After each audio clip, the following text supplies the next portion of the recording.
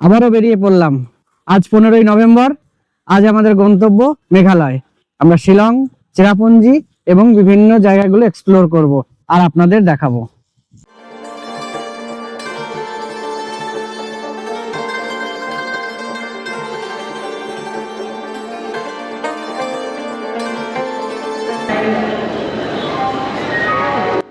আমরা এখন রয়েছি হাওড়া স্টেশনে।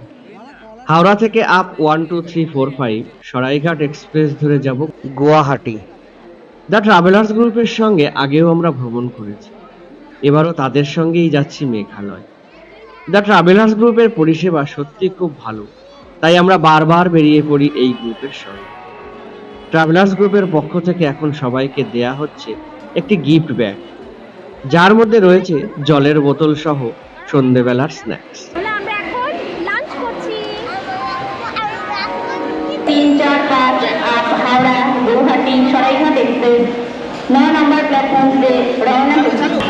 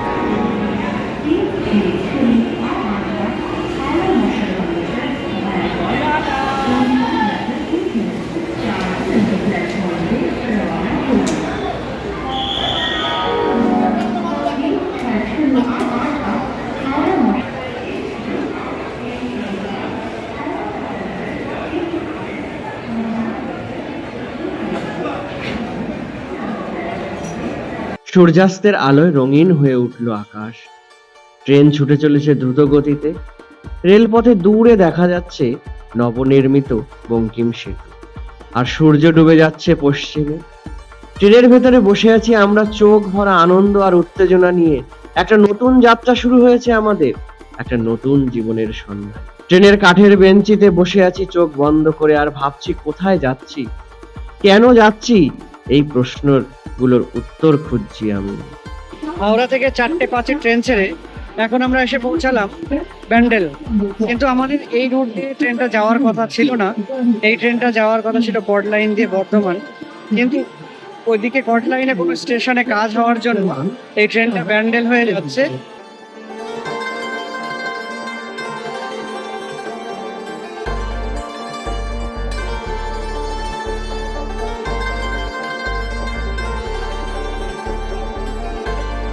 ,103 কিলোমিটার পথ চলে এখন আমরা নবদ্বীপে এখন রাশ চলছে, দারুণ ভিড়, বিশাল ক্রাউড এখানে।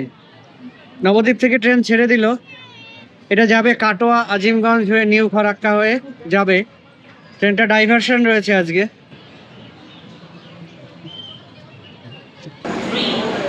হাওড়া থেকে 329 কিলোমিটার পথ পেরিয়ে আমরা এখন মালদায়। নির্ধারিত সময় থেকে প্রায় 50 মিনিট লেট করে আমরা মালদা পৌঁছালাম।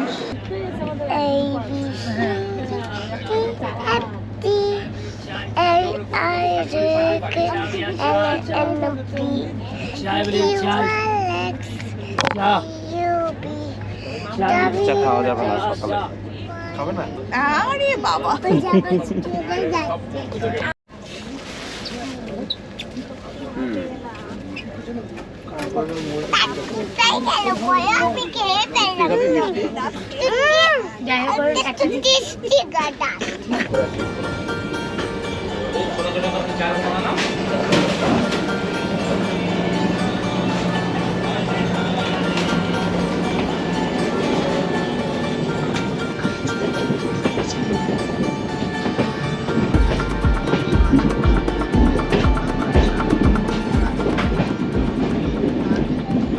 Good morning. এখন নিউ বঙ্গাইগাঁও ঢুকছি আমরা। হাওড়া থেকে 815 কিলোমিটার পথ চলার পরে নির্ধারিত টাইম থেকে 1.5 ঘন্টা লেট করে আমাদের ট্রেন নিউ বঙ্গাইগাঁও ঢুকছে। তার কারণ হলো রাস্তায় খুব কুয়াশা ছিল। কিষানগঞ্জ এনজিপি এখান দিয়ে প্রচুর কুয়াশা ছিল, যে কারণে আমাদের ট্রেন 1.5 ঘন্টা লেটে চলছে।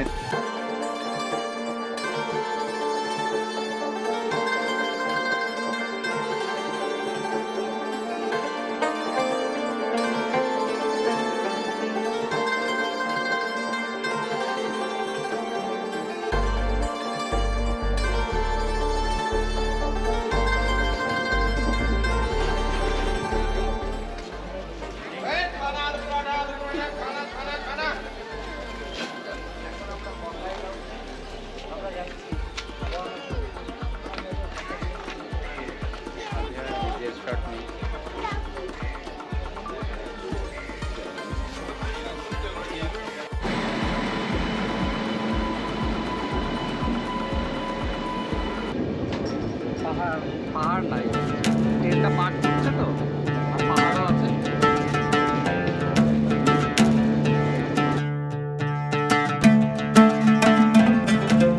দূরত্ব যদি সত্যি সত্যি ভালোবাসার গভীরতা বাড়িয়ে দেয়, তবে আমি দূরেই থাকতে চাই, অনেক অনেক দূরে।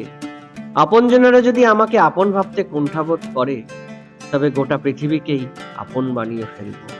কেউ না কেউ তো কখনো না কখনো স্মরণ করবে। কিছুই না, ট্রেনে চলতে চলতে প্রকৃতির এই অপরূপ শোভা দেখতে দেখতে মনের কিছু কথা আপনাদের সঙ্গে শেয়ার করলাম।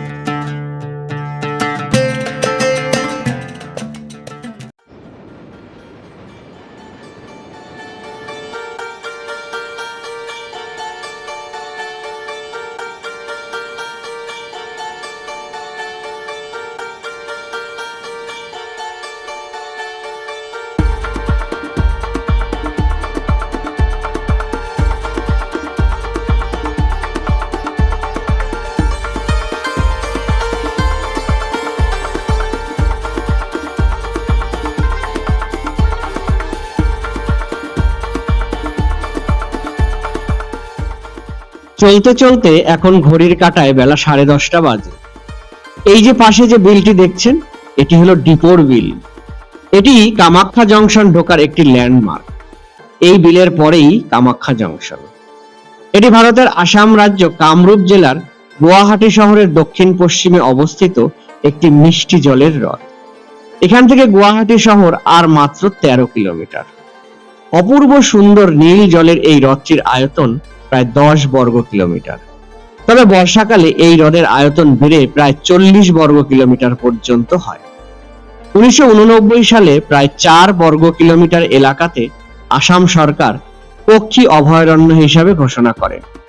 এই বিলটি বিভিন্ন প্রজাতির মাছ, পাখি ও অন্যান্য জলজ প্রাণীর আবাসস্থল।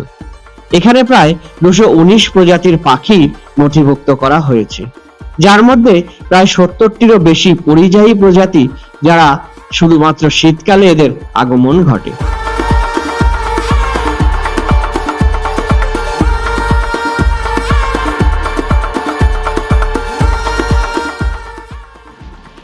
হাওড়া থেকে 990 কিলোমিটার পথ চলে এখন আমরা কামাখ্যা এসে পৌঁছালাম।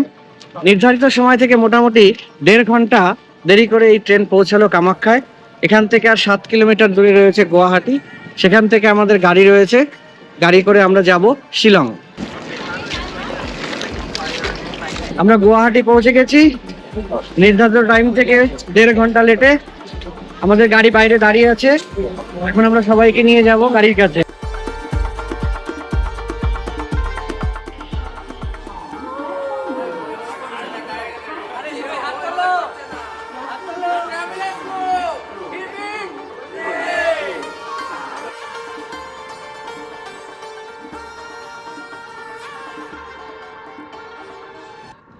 আমরা এখন চলেছি গুয়াহাটি থেকে শিলংয়ের পথে।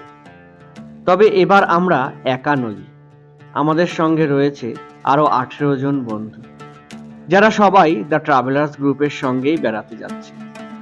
আস্তে আস্তে সবার সঙ্গেই আপনাদের পরিচয় করাবো। আসুন আগে জেনে নেই আমাদের এবারের ট্যুর প্ল্যান। আমরা এখন যাচ্ছি শিলং। কাল আমরা সারাদিন শিলং সাইট সিন করব। পরশু দিন অর্থাৎ 18 তারিখে আমরা যাব ডাউকি ও মাউলিলং। সেখান থেকে যাব চেরাপুঞ্জিতে।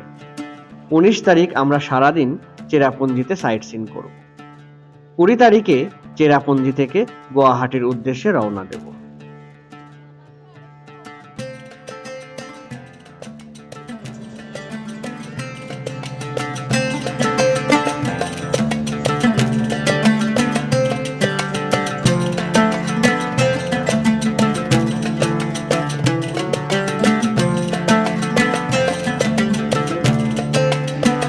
গুয়াহাটি থেকে শিলং যাওয়ার পথে এই গিরি হোটেলে আমরা লাঞ্চ সেরে নিলাম।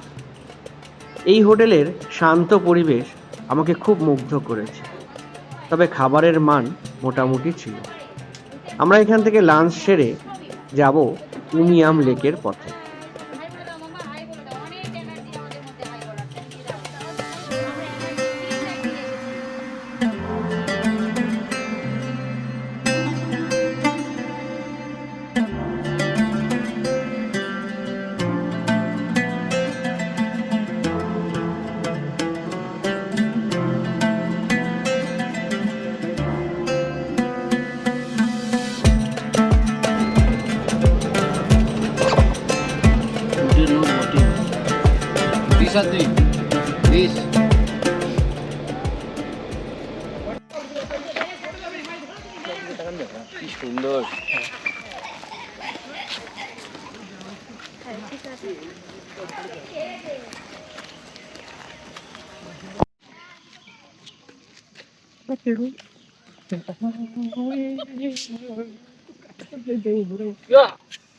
আমরা এখন ওমিয়াম লেকে রয়েছি, আপনাদের সামনে দেখাবো ওমিয়াম লেক। এই সাইডে দেখুন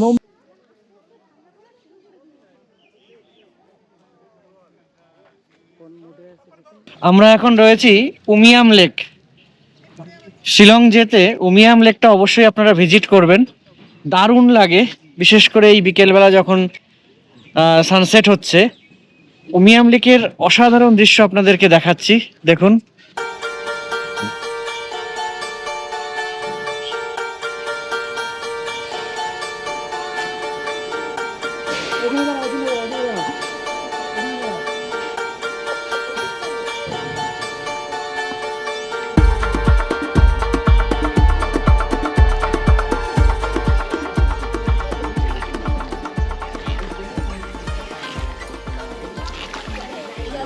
দারুণ জায়গা, অবশ্যই আসবেন উমিয়াম লেক।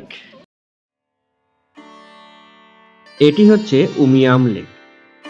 উমিয়াম লেক মেঘালয় রাজ্যের শিলং শহরের 15 কিলোমিটার উত্তরে অবস্থিত একটি জলাধার। এটি বারাপানি নামেও পরিচিত, যার অর্থ বড় জল। এই হ্রদ প্রায় 220 বর্গ কিলোমিটার জুড়ে বিস্তৃত। 1960-এর দশকের শুরুতে উমিয়াম নদীর ওপরে বাঁধ নির্মাণের মাধ্যমে উমিয়াম হ্রদ তৈরি করা হয়েছে। বাঁধের মূল উদ্দেশ্য ছিল জলবিদ্যুৎ উৎপাদন করা। 9 মেগাওয়াটের 4টি টারবাইন জেনারেটর রয়েছে, যা 1965 সালে বাণিজ্যিকভাবে কার্যক্রম শুরু করে। এই লেকটি পর্যটকদের কাছে ভীষণ আকর্ষণীয়। এখানে বোটিং করার ব্যবস্থাও আছে। এছাড়া এই হ্রদের চারপাশে অনেক রিসর্ট এবং হোটেল রয়েছে। আপনারা চাইলে এখানে রাত্রিবাসও করতে পারেন। কোনো এক পূর্ণিমার রাতে যদি এই লেকের পাশে বসে কিছুটা সময় নিজের জন্য কাটান, আমার মনে হয় সেই অভিজ্ঞতা আপনি কোনোদিনও ভুলতে পারবেন না।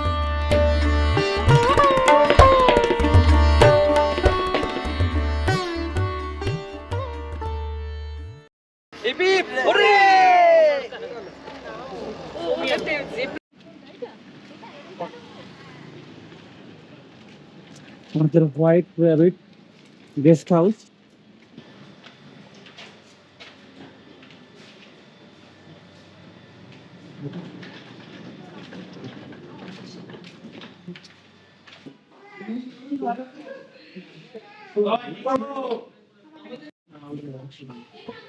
একশো 4 নম্বর রুম।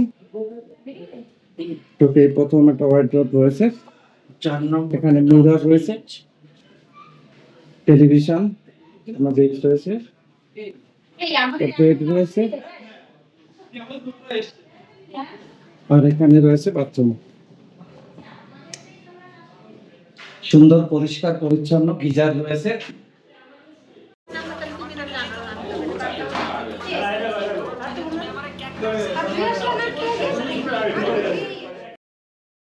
আমরা হোটেলে ফিরে ফ্রেশ হয়ে সবাই চলে এলাম ডাইনিং রুমে। এখানে রয়েছে রাতের খাবার। যার যেটা পছন্দ, ভাত বা রুটি, ডিম বা মাছ, যে যেটা পছন্দ সে সেটা খেয়েছে। আজকের ভিডিও এই পর্যন্তই। সকলে সুস্থ থাকবেন, ভালো থাকবেন। আমরা বিভিন্ন জায়গায় ঘুরে বেড়াচ্ছি এবং সেই ভিডিও এই চ্যানেলে দিচ্ছি। আপনারা অবশ্যই ভিডিওগুলো দেখবেন। যারা এখনো সাবস্ক্রাইব করেননি তারা অবশ্যই চ্যানেলটি সাবস্ক্রাইব করবেন।